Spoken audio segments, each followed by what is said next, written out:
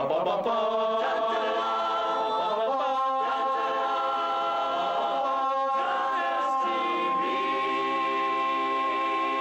gotta do that one.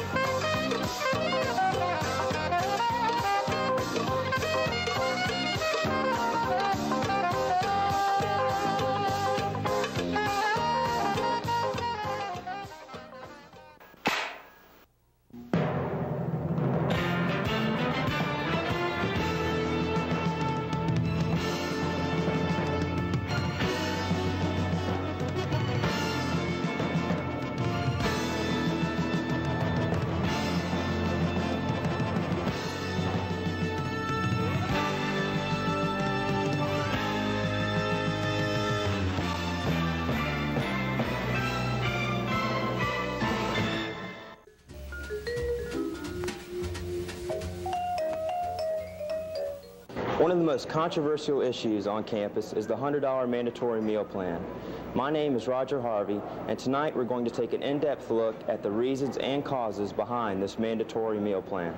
During the 1981-1982 school year, a survey was distributed to students by the university concerning the university's meal facilities. As a result of this survey, a mandatory meal plan was proposed and passed. Students living on campus must purchase a meal plan effective in the fall 1985. According to Associate Vice Chancellor of Business, Charles Annell, the purpose of the plan is to provide students with a better food service. The plan is to provide kind of a guaranteed minimum income for food service operations and to offset some of the high costs that food service has on this campus. The renovations of Lenore Hall are being paid by a student fee of $10 per semester, and this may last for as long as 10 years. All students residing on campus will have to purchase a meal card except full scholarship athletes eating on the training table, fraternity and sorority members that live in the house, and residents of Granville Towers. Associate Dean of Student Affairs, James Chancellor, says that UNC is unique in not participating in a mandatory meal plan, and this is why the university hasn't had a fine food service. In the first place, Chapel Hill has been the rare exception to colleges and university campuses all over the country and not having some kind of mandatory meal plan. Probably 98 to 99% of all schools have a mandatory plan of some kind. We've never had one, and we've never had a high-quality food service. ARA Food Service's contract ends in 1986, and Mr. Annell says that due to the extensive renovating, other companies are showing more interest in the facilities. Most of the big companies were interested, and we rebid the contract back in 1980, and we've been contacted by most of these companies again, plus several that I've never even heard of. In fact, we had one that came by this morning. So a lot of companies know that we're going to be rebidding the contract. Students may transfer their meal cards from the fall semester to the spring semester during the same academic year. Students who are receiving financial aid may use the aid in covering the cost of the meal plan. ARA, a Philadelphia-based operation, is going to bill the students, and if the students decide not to pay, then the fee will be placed on their university bill. Well, any student that has not purchased a meal plan on their own by a deadline, and it's something like 3 weeks or something like that, the amount will automatically be put on their bill at the cashier's office. One thing is for certain, in the fall of 1985, there will be a $100 mandatory meal plan, and no one knows how long the students will be forced to subsidize the university's meal program. For STV's Campus Profile, I'm Roger Harvey.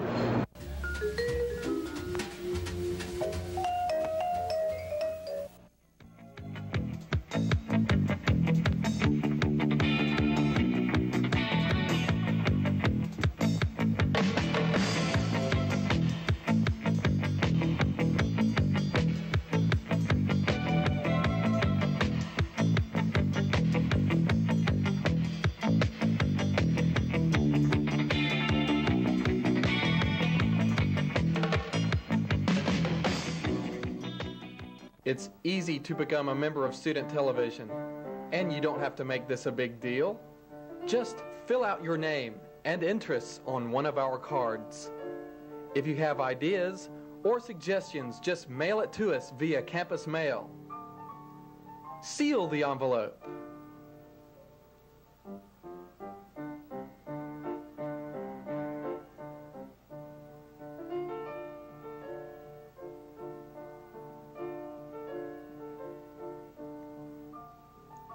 Then place a stamp on the front of the envelope.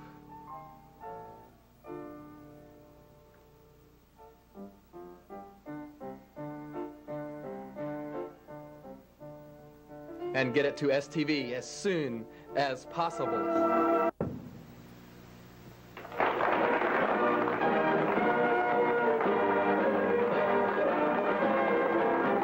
According to the United States Department of Education, UNC will probably not meet its quota for black students attending the university.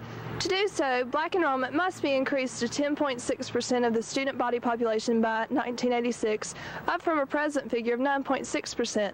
I'm Katie Ross, and tonight we'll see why UNC is unable to fulfill its quota and how university officials are boosting minority enrollment. We asked Richard Cashwell, Director of Undergraduate Admissions, why there has been a drop in minority enrollment. Well, there are several reasons. The primary reason being the number of high school students in the state of North Carolina, both white and black, has declined since the early part of the 1980s and will continue to decline until the middle of the 1990s. So that probably, more than any other single reason, can contribute and did contribute to the decline here and some other places. What has UNC done to promote minority admissions? When the director of admissions died in '68, I was made director, and my position was filled by a black at that time to begin to intensify this recruiting. We currently have 2 blacks in the office who travel around the state of North Carolina. We are into every high school in the state at least one time, and in some instances we go back the second time to talk with minority kids about the experience here and to try to show them that this is a place that they can come and should consider when they're looking at colleges. The university established the Pogue Scholarships in 1977, hoping to generate interest among outstanding minority students who are residents of North Carolina. Letters are sent to these students urging them to apply. Sherrod Banks, president of the Black Student Movement, offered further explanation of the drop in minority enrollment here on campus.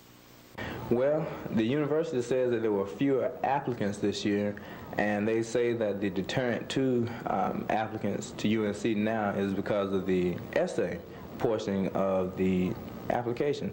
So I would think that that certainly affected it. I would think also that students on campus, particularly now, are not too enthusiastic about saying minority students come to UNC is a great place to be. Now, whether or not that affected last year's admissions, I'm not sure. I am sure, though, from what you hear on campus these days, that will affect this year's admissions. Banks also explained how the BSM itself helps to recruit minority students. The BSM, through its subgroups, that is the choir, the Ebony Readers, and the Opeo dancers, okay, especially the choir. The choir does a lot of traveling all around the state, performing in those communities in which choir members came from. And those black students who are sitting in those churches or those auditoriums say, oh, well, you know, you all are great, and I can be a part of that when I go to UNC.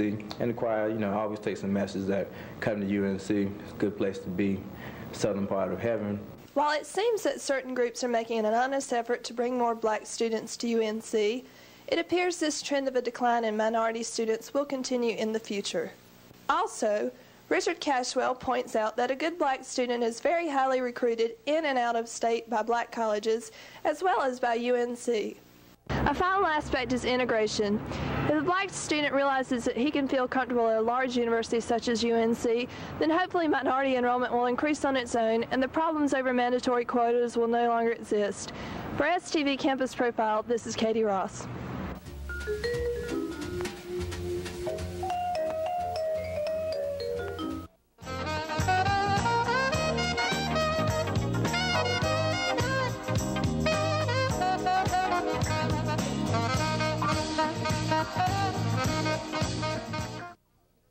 Hello, I'm Dean Smith, head basketball coach at the University of North Carolina. Campus Profile. Hello, my name is William Friday. Campus Profile. Just exactly what is the Honor Code and what does the Honor Court do?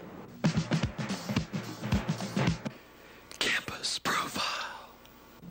Mr. Hunt, we'll begin the debate with your opening statement.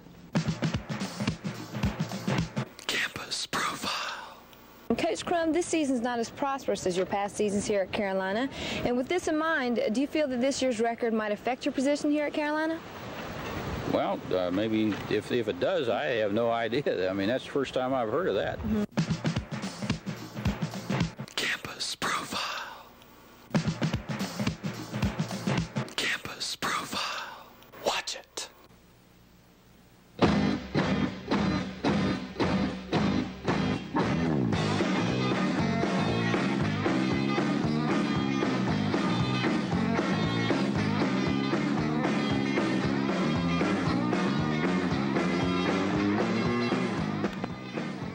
At Carolina, many students find it hard to get up for their 10 o'clock class.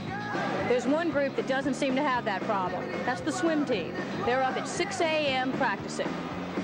If you're a member of the men's swim team, your day begins with early practice and ends with late practice. And it's a long season between September until March.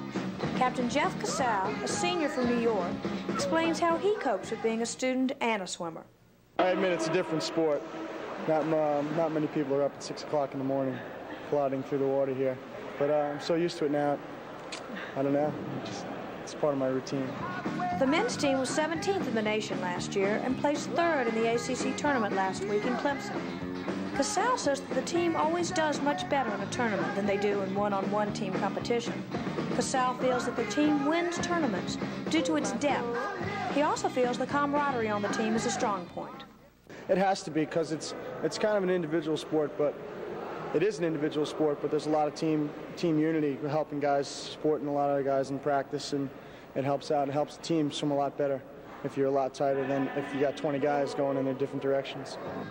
The team has 11 scholarships and is made up mostly of out-of-staters. Coach Frank Comfort recruits from a network of high school swim coaches all over the country. This year is the last year the swim team will be in Woolen Gym. With the construction of the new Student Activity Center, the team should be holding practice and meets there next year. Casal thinks this change of scenery should help the future of the team.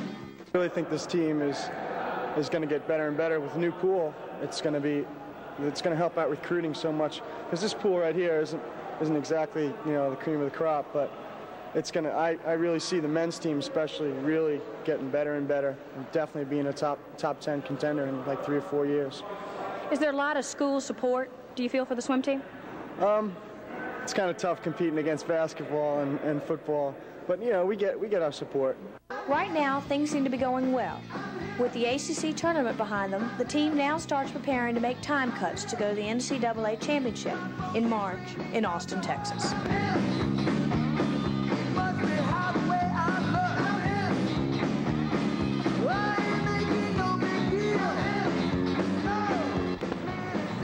That's Sports Profile this week. I'm Lisa Neal.